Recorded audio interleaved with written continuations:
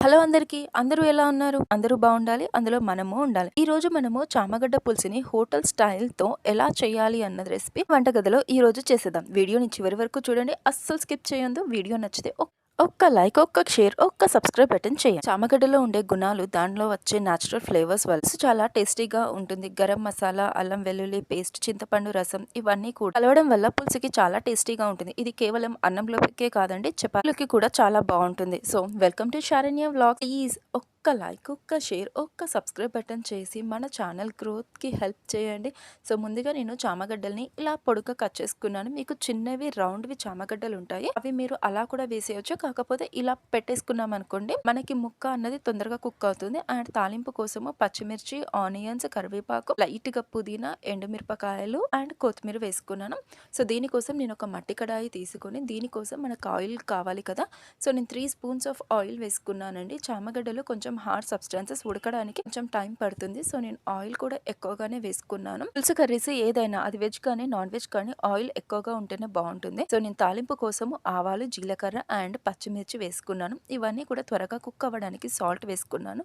And ఇదే టైంలో అల్లం వెల్లుల్లిపాయ కూడా వేసుకున్నాను. మనం అల్లం వెల్లుల్లిపాయ ఇలాంటి దాంట్లో కొంచెం ఎక్కువగా వేసుకుంటేనే బాగుంటుంది. అండ్ ఇదంతా కూడా పచ్చి వాసన వెళ్ళే వరకు కూడా చక్కగా కుక్ చేసుకోవాలి. మనం తాలింపు ఎంత బాగా కుక్ చేసుకున్నాము అన్న దాన్ని బట్టి మన కర్రీ టేస్ట్ అన్నది కూడా ఉంటుంది. అండ్ ఇందులో నేను ఎండుమిరపకాయలు వేసాను, ఆనియన్స్ కూడా వేసాను. 1 బై 1 అన్ని ఒకటేసారి వేస్తున్నానండి. కరివేపాకు వేసాను, పుదీనా వేసాను అండ్ కొత్తిమీర వేసాను. మీకు ఒకటి చూపెడతాను. ఇప్పుడు నేను అన్ని కూడా ఒకటేసారి వేసాను అండ్ చక్కగా కలిపాను. అండ్ ఇదంతా కూడా త్వరగా కుక్ అవ్వాలని చెప్పేసి నేను సాల్ట్ కూడా వేసాను.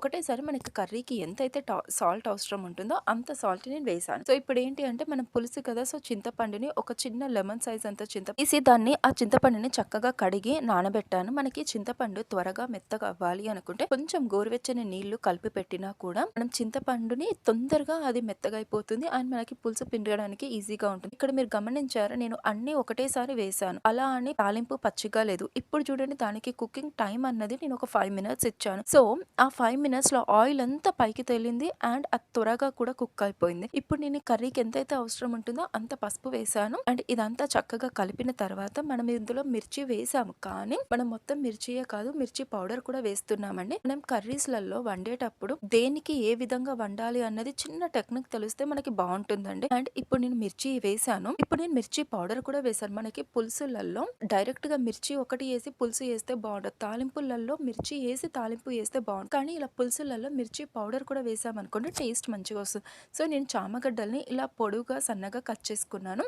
అండ్ మనకి తాలింపు అంతా చాలా అయిపోయింది కదా, సో ఈ టైంలోనే నేను కడిగి పెట్టుకున్న చామగడ్డల్ని మట్టి కడాయిలో వేసేసుకున్నాను. చూడండి, తాలింపు బాగా కుక్ అయిపోయింది అండ్ మనం వేసుకున్న పసుపు, కారం కూడా ఆ తాలింపులో చక్కగా కలిసిపోయింది. అందుకని చెప్పేసి ఇప్పుడు చామగడ్డల్ని వేయాలి. మనం ఫస్ట్ టమాటాలని కట్ చేసి పెట్టుకున్నాము, కానీ ఫస్ట్ మనం చామగడ్డల్ని ఫ్రై చేయాలి. ఎందుకంటే ఆయిల్లో ఒక్కసారి లైక్ 2 నుంచి 5 మినిట్స్ వరకు ఆయిల్లో కుక్ అయింది అనుకోండి, చామగడ్డలు టేస్ట్ ఇంకా అంటే ఇంకా బాగుంటుంది. అండ్ మనం ఇది ఉప్పు, కారం, పసుపు కలిపిన తాలింపుల్లో చామగడ్డలు ఒక 2 to 5 మినిట్స్ అందులో ఉడికాయి అనుకోండి, ఆ పసుపు, కారం కూడా మొత్తం దీనికి పట్టుకున్నట్టు అయ్యి చామగడ్డలు కూడా త్వరగా కుక్ అవుతుంది. అండ్ ఇంకొకటి ఏంటంటే టేస్ట్ మాత్రం సూపర్ గా ఉంటుంది. ఇదంతా కూడా ఒక 5 మినిట్స్ అలా ఉడకబెట్టాలి అని చెప్పేసి నేను ఒక ప్లేట్ పెట్టేశాను. అండ్ ఇక్కడ మనకి పులుసు అంటే ఏం కావాలి, ముందుగా జీలకర్ర మెంతుల పొడి కావాలి. అందుకని ఒక బాండీలో 1 స్పూన్ మెంతులు అండ్ 2 స్పూన్లు జీలకర్ర వేసుకున్నాను. ఇది కేవలం పులుసులలో వెజ్ అండ్ నాన్ వెజ్ అన్నిట్లలో కూడా ఉంటుందండి. మనం కర్రీ ఎంత వండాము అన్న దాంతో పోల్చుకుంటే మనం ఏ ఏ పదార్థాలు వేసాము అన్నది మాత్రం చాలా ఇంపార్టెంట్. ఇక్కడ నేను 1 స్పూన్ ఆఫ్ మెంతులు, 1 స్పూన్ ఆఫ్ జీలకర్ర వేసాను. మెంతులు మాత్రం ఎక్కువగా వేయకండి. ఎందుకు అనంటే చేదొచ్చే ప్రమాదం ఉంది. చూడండి, ఇక్కడ మనకి చామగడ్డలు ఆల్మోస్ట్ అంతా కుక్ అయిపోయింది. ఆయిల్ అంతా కూడా బయటకు వచ్చేస్తుంది. సో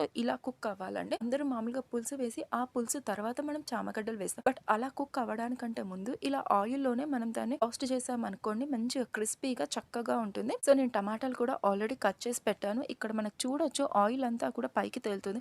అంటే 50% అన్నది చామగడ్డలో కుక్ అయిపోయింది. సో ఈ టైంలో మనం టమాటాలు వేసి దాన్ని కలపాలి. ఎప్పుడు కూడా మనం చింతపండు పులుసు అన్నప్పుడు పులుసు ఎక్కువగానే వేస్తాం. కానీ ఆ చింతపండు పులుసులో ఇంకొక పులుపు టమాటా పులుపు కూడా యాడ్ అయ్యింది అంటే ఆ కర్రీ మాత్రం సూపర్ అంటే సూపర్‌గా ఉంటుంది. ఒక్కసారి ఈ విధంగా ట్రై చేసి చూడండి.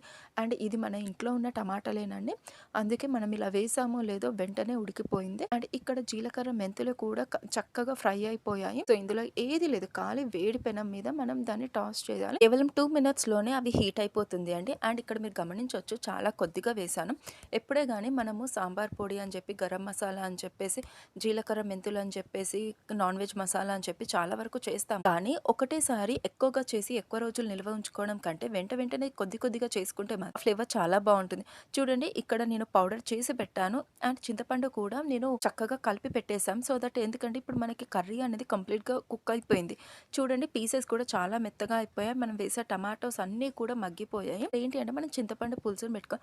సో చింతపండుని చక్కగా పిసికేసి ఆ వాటర్ అన్నది పెట్టుకోవాలి. మీకు ఎంతైతే పులుసు కొంతమంది పులుసు చిక్కగా ఉంటే ఇష్టపడతారు. కొంతమంది పులుసు వాటరీగా ఉంటే ఇష్టపడతారు.